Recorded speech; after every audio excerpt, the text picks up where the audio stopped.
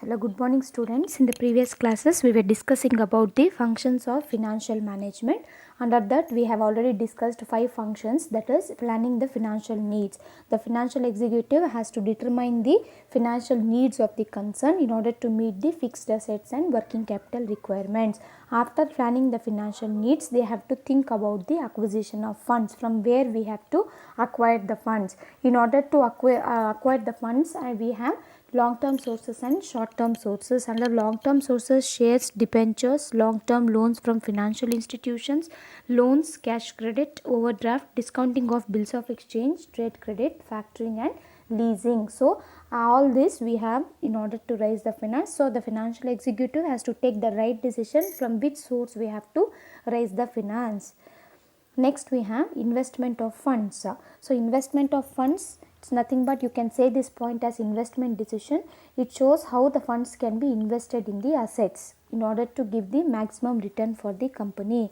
It is nothing but deciding the pattern of investments. ಯಾವ projects ಅಲ್ಲಿ investment ಮಾಡಬೇಕು so that ನಮಗೆ maximum returns ಯಾವ ಪ್ರಾಜೆಕ್ಟಿಂದ ಸಿಗುತ್ತೆ, ಬೇಗ ಬರುತ್ತೆ ರಿಟರ್ನ್ಸು ಅನ್ನೋ ಪ್ರಾಜೆಕ್ಟ್ಸ್ನ ಚೂಸ್ ಮಾಡಿ ಇನ್ವೆಸ್ಟ್ಮೆಂಟ್ ಮಾಡಬೇಕು ನಾವು.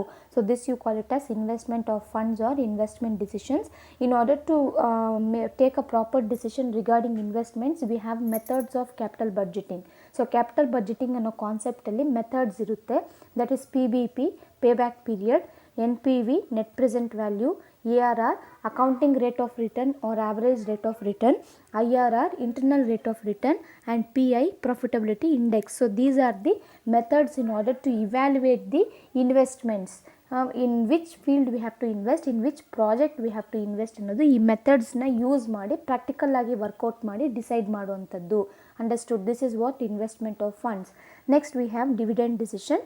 Here they are going to decide how much we are going to contribute to the shareholders as a percentage of dividend and how much we are going to save it as a retained earnings. That you call it as dividend decision. This is also one of the function of financial management. Next we have working capital management decision. So this is nothing but they are going to see how much current assets are available in order to meet the day-to-day expenses. Understood? We need working capital in order to maintain the smooth running of the business.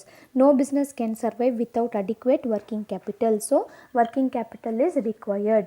So this is what the working capital management point says you. The next point you have analysis and interpretation of financial statement. So analysis and interpretation of financial statement, it's nothing but a financial executive, he has to know the short term and long term solvency of a business in order to know the profitability of a concern. So under which situation our business is, what is our profitability, what is the liquidity position of a business, in order to know that he has to analyze and interpret the financial statements. So far we discussed in the last session itself. So today we will start up with the 7th point, that is profit planning and control. So this is also one of the main function of financial management, that is profit planning and control. Once we get the profits, how to plan the profits. ಆ profits ಬಂತೆ ಅಂದ್ಬಿಟ್ಟು ಹೆಂಗಂದರೆ ಹಂಗೆ distribute ಮಾಡೋದು, waste ಮಾಡೋದಲ್ಲ. Once ಆ profits ನಮಗೆ ಬಂದ ಮೇಲೆ ಅದನ್ನು ಯಾವ ರೀತಿ ಪ್ಲ್ಯಾನ್ ಮಾಡಬೇಕು, ಕಂಟ್ರೋಲ್ ಮಾಡಬೇಕು ಅನ್ನೋದು ಕೂಡ ಫಿನಾನ್ಷಿಯಲ್ ಮ್ಯಾನೇಜ್ಮೆಂಟ್ ಫಂಕ್ಷನ್ ಆಗಿರುತ್ತೆ. So creation of reserves. So reserves create ಮಾಡಬೇಕು. ಏನಕ್ಕಂದರೆ ಫ್ಯೂಚರಲ್ಲಿ ಏನಾದರೂ ಎಮರ್ಜೆನ್ಸೀಸ್ ನಮಗೆ ಬಂದಾಗ in order to meet that emergencies and contingencies we need reserves. So ಎಷ್ಟು ರಿಸರ್ವ್ಸ್ ಕ್ರಿಯೇಟ್ ಮಾಡಬೇಕಾಗುತ್ತೆ.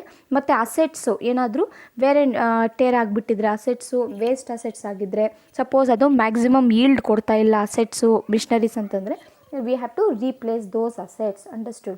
So replacement of particular assets. Understood? Next is future production. So future ಪ್ರೊಡಕ್ಷನ್ಸ್ಗೆ ನಮಗೆ ಎಷ್ಟು ಅಮೌಂಟ್ ಬೇಕಾಗುತ್ತೆ, ಏನು ಮಾಡಬೇಕಾಗುತ್ತೆ ಫ್ಯೂಚರಲ್ಲಿ ಅನ್ನೋದು ಕೂಡ ನಮಗೆ ಪ್ರಾಫಿಟ್ ಪ್ಲ್ಯಾನಿಂಗ್ ಆ್ಯಂಡ್ ಕಂಟ್ರೋಲಲ್ಲಿ ಬರುತ್ತೆ. Next is future expansions. So business small ಇರುತ್ತೆ ಅಂದ್ಕೊಳ್ಳಿ. ಸೊ ಒನ್ ಶಾಟ್ ಒಳ್ಳೆ ಪ್ರಾಫಿಟ್ಸ್ ಮಾಡಿರುತ್ತೆ ಆ ಬಿಸ್ನೆಸ್ಸು. ಮತ್ತು ಫ್ಯೂಚರಲ್ಲಿ ಎಕ್ಸ್ಪ್ಯಾನ್ಷನ್ ಮಾಡಬೇಕು, ಅದೇ ಬಿಸ್ನೆಸ್ ದೊಡ್ಡದಾಗಿ ಮಾಡಬೇಕು, ಇನ್ನೂ ಜಾಸ್ತಿ ನಾವು ಅರ್ನ್ ಮಾಡಬೇಕು ಅಂದಾಗ ಫ್ಯೂಚರ್ ಎಕ್ಸ್ಪ್ಯಾನ್ಷನ್ಸ್ಗೆ ನಮಗೆ ಪ್ರಾಫಿಟ್ ಬೇಕಾಗುತ್ತೆ. ಸೊ ಬಂದಿರೋ ಪ್ರಾಫಿಟ್ನ ಈ ಪರ್ಪಸಸ್ಗೋಸ್ಕರ ಯಾವ ರೀತಿ ನಾವು ಯುಟಿಲೈಸ್ ಮಾಡ್ಕೋಬೇಕು ಅನ್ನೋದು this point will say you, that is profit planning and control. Next you have capital budgeting. So capital budgeting is a technique through which a finance manager evaluate the investment proposals. I said you capital budgeting is a technique. Investment decisions ಅಲ್ಲಿ capital budgeting ಅನ್ನೋದು ಒಂದು technique. ಅದು ಯಾವ ರೀತಿ finance manager investment ಪ್ರಪೋಸಲ್ಸ್ನ choose ಮಾಡಬೇಕು, so 4 alternatives ಇರುತ್ತೆ, ABCD. Investing in project A, project B, project C and project D. 4 alternatives ಇದ್ದಾಗ ಯಾವ ಆಲ್ಟರ್ನೇಟಿವ್ನ ನಾವು ಚೂಸ್ ಮಾಡಬೇಕು, ಯಾವ ರೀತಿ ನಮಗೆ ಗೊತ್ತಾಗುತ್ತೆ ಅಂತಂದರೆ, once again by applying the methods called as pay back period. I said you all right, you can see here payback period, net present value, accounting rate of return or average rate of return, internal rate of return and profitability index. ಈ ಮೆಥಡ್ಸ್ನ use ಮಾಡಿಕೊಂಡು they are going to choose the best investment proposals. Under this capital budgeting, they are going to ask certain questions.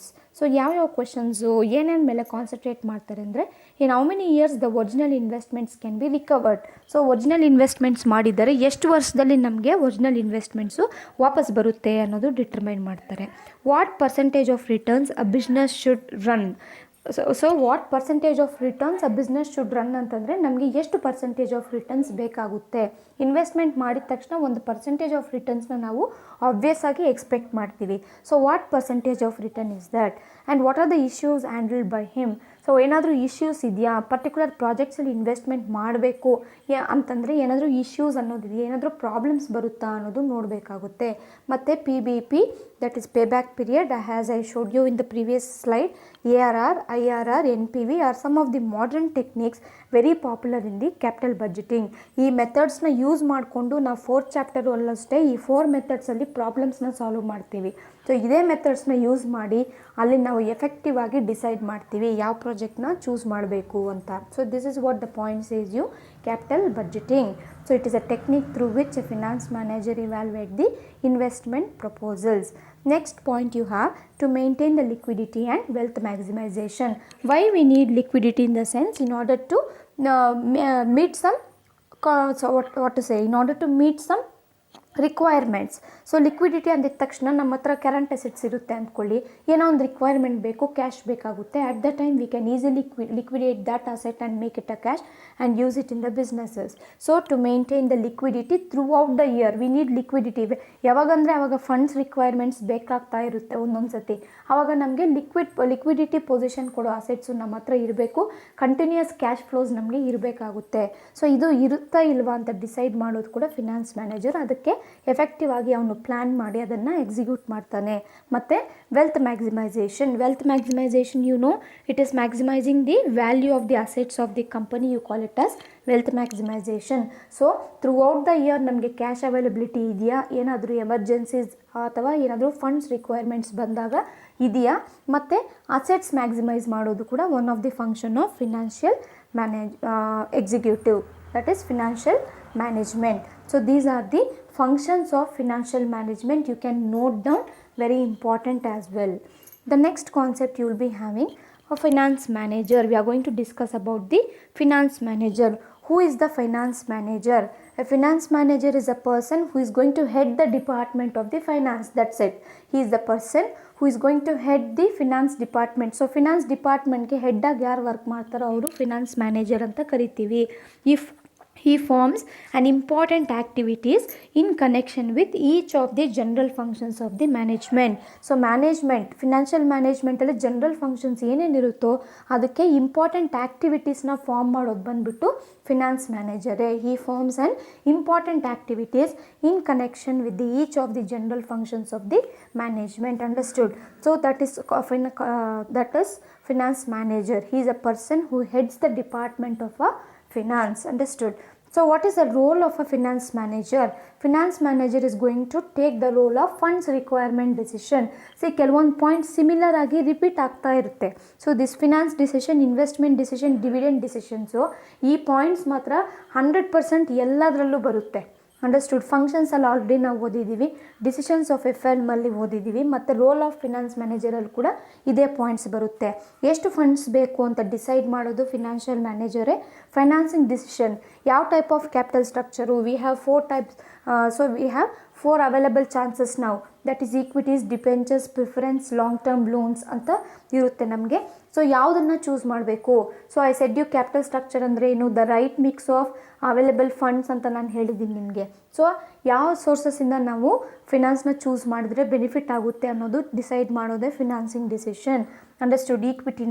Equity plus ಡೆಟ್ಟಾ, equity debt preference ಮತ್ತು ಲೋನ್ಸಾ, understood. So ಈ ರೀತಿ opportunities ಇದ್ದಾಗ ಯಾವುದರಲ್ಲಿ ನಾವು ಚೂಸ್ ಮಾಡಬೇಕು ಅನ್ನೋದು ಫಿನಾನ್ಸಿಂಗ್ ಡಿಸಿಷನ್ನಲ್ಲಿ ನಾವು ಓದ್ತೀವಿ, understood. Through working out the problems we are going to decide, understood. Earnings per share ಯಾವ ಸಿಚುವೇಷನಲ್ಲಿ ಜಾಸ್ತಿ ಕೊಡುತ್ತೋ ಅದನ್ನು ನಾವು ಚೂಸ್ ಮಾಡ್ತೀವಿ, ಮ್ಯಾನೇಜ್ಮೆಂಟ್ಗೆ ಅಡ್ವೈಸ್ ಮಾಡ್ತೀವಿ.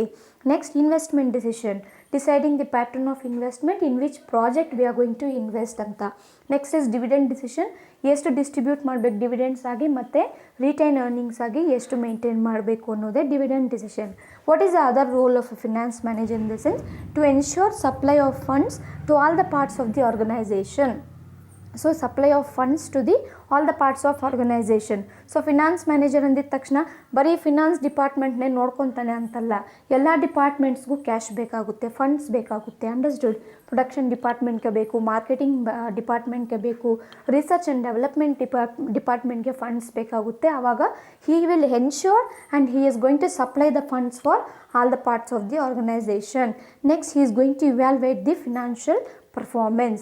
ಸೊ ಯಾವ ರೀತಿ ಇದೆ ಪರ್ಟಿಕ್ಯುಲರ್ ಆರ್ಗನೈಸೇಷನ್ ಫಿನಾನ್ಷಿಯಲ್ ಪರ್ಫಾರ್ಮೆನ್ಸ್ ಅನ್ನೋದು ಕೂಡ ಇವ್ಯಾಲ್ಯುವೇಟ್ ಮಾಡ್ತಾನೆ. ಮತ್ತು is going to negotiate with the bankers and financial institutions. So bankers ಮತ್ತು ಫಿನಾನ್ಷಿಯಲ್ ಇನ್ಸ್ಟಿಟ್ಯೂಷನ್ಸ್ ಹತ್ರ ನೆಗೋಸಿಯೇಷನ್ ಮಾಡ್ತಾರೆ. ಏನರ ಬಗ್ಗೆ ಅಂತಂದರೆ when he is going to get when is going to borrow the loans from those people, some negotiation is important. So rate of interest ಯಾವ ರೀತಿ ಇರುತ್ತೆ ಮತ್ತು ರೀಪೇಮೆಂಟ್ ಪೀರಿಯಡ್ ಎಷ್ಟು, ಈ ರೀತಿ ಟರ್ಮ್ಸ್ ಆ್ಯಂಡ್ ಕಂಡೀಷನ್ಸ್ ಬಗ್ಗೆ ನೆಗೋಸಿಯೇಷನ್ಸ್ ಮಾಡ್ತಾನೆ. So that is what the role of finance manager. Next to keep the track of stock exchange. So to keep the track, TRACK it is, I have wrongly entered as T, you make it as K. Keep the track of stock exchange. So stock exchange ಬಗ್ಗೆ ನಮಗೆ detail observation ಬೇಕು. As a finance manager of every organisation is going to observe in detail, understood. ಏನಕ್ಕೆ ಅಂತಂದರೆ particular shares, ಅವ್ರ company shares ಯಾವ ರೀತಿ fluctuations ಆಗ್ತಾಯಿದೆ, demand and supply ಯಾವ ರೀತಿ ಇದೆ, who are the investors they are proposing to invest in a particular company shares ಅನ್ನೋದು ಅವನಿಗೆ ಇನ್ಫಾರ್ಮೇಷನ್ ಬೇಕು. ಹಾಗಾಗಿ is going to keep track of the stock exchanges. So these are the subsidiary role of a finance manager. Main roles ಯಾವುದು? Fund requirement decision, financing decision, investment decision, dividend decision. Subsidiary role ಯಾವುದು? Ensure supply of funds, evaluate financial performance, to negotiate with the bankers, financial institutions, and to keep track of the stock exchanges. So these are the subsidiary role of a finance manager. So note down all this point in your notes, guys. We'll stop it here. The next concept we are going to discuss in the next session. Thank you, guys.